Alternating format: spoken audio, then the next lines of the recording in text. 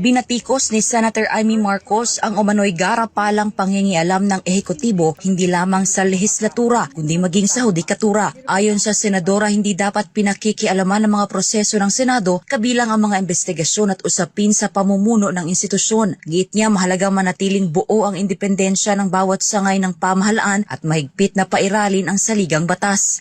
Ang problema kasi, first time yata ito, nagarapalan ang pakikialam ng ehekutibo sa legislative.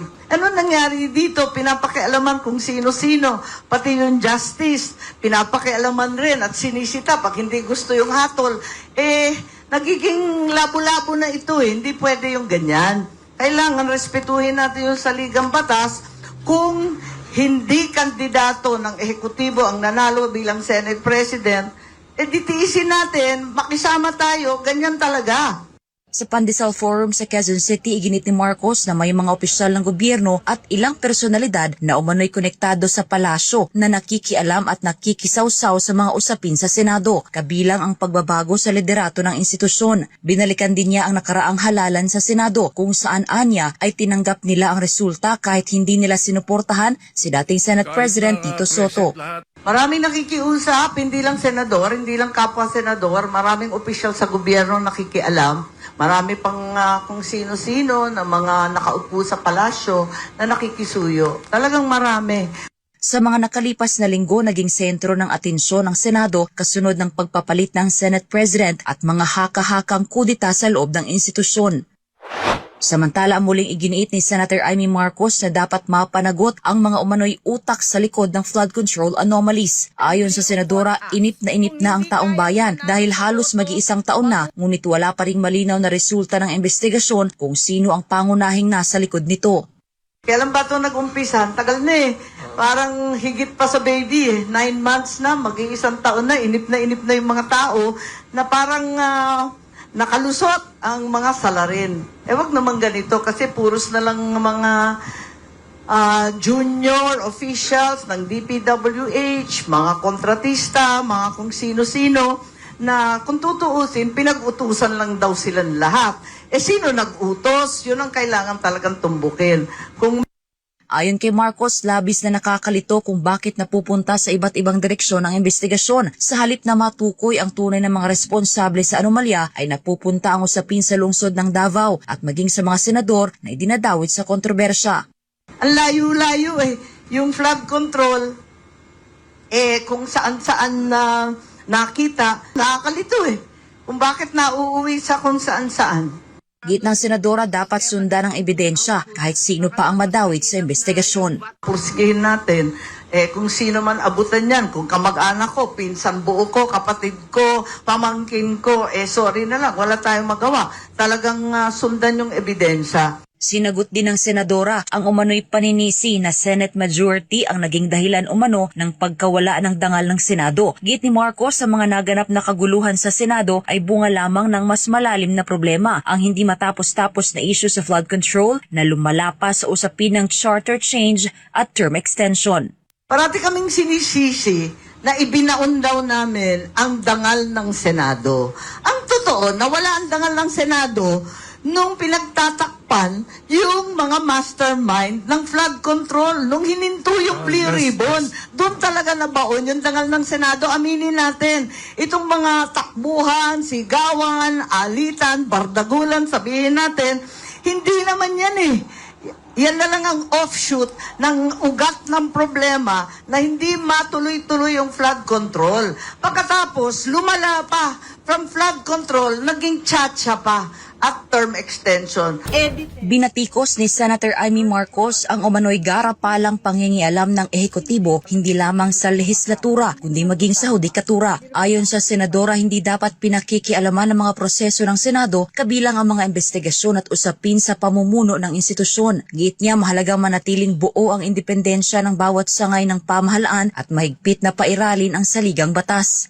Ang problema kasi, first time yata ito, nagarapalan ang pakikialam ng ehekutibo sa legislative. Ano nangyari dito? Pinapakialaman kung sino-sino, pati yung justice, pinapakialaman rin at sinisita pag hindi gusto yung hatol.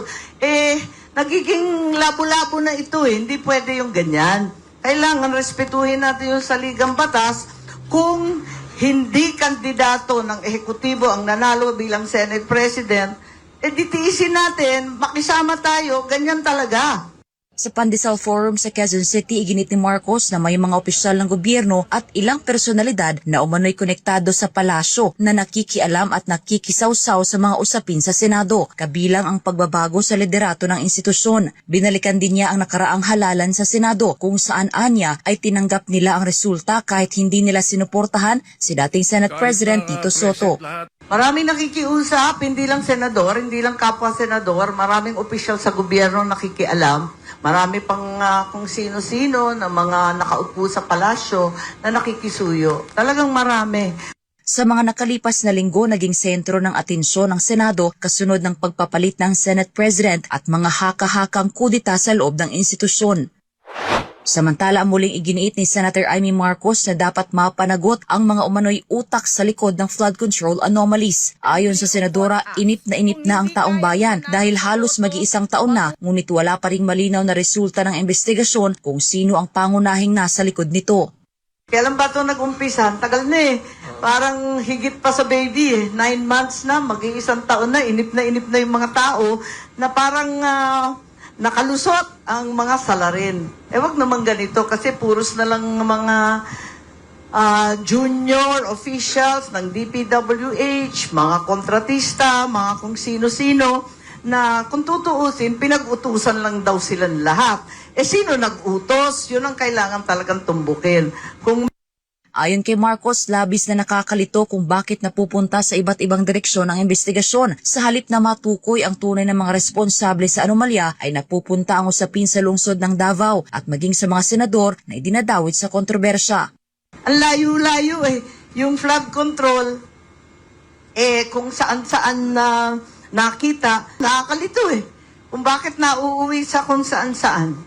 Git ng senadora, dapat sundan ang ebidensya kahit sino pa ang madawit sa investigasyon. Pursgihin natin, kung sino man abutan yan, kung kamag-anak ko, pinsan buo ko, kapatid ko, pamangkin ko, sorry na lang, wala tayong magawa. Talagang sundan yung ebidensya. Sinagot din ng senadora ang umano'y paninisi na Senate majority ang naging dahilan umano ng pagkawala ng dangal ng Senado. Git ni Marcos, sa mga naganap na kaguluhan sa Senado ay bunga lamang ng mas malalim na problema, ang hindi matapos-tapos na issue sa flood control na lumala pa sa usapin ng charter change at term extension.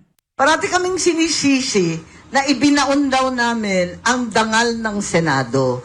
Ang totoo, nawala ang dangal ng Senado nung pinagtatakpan yung mga mastermind ng flood control, nung hininto yung plea ribbon.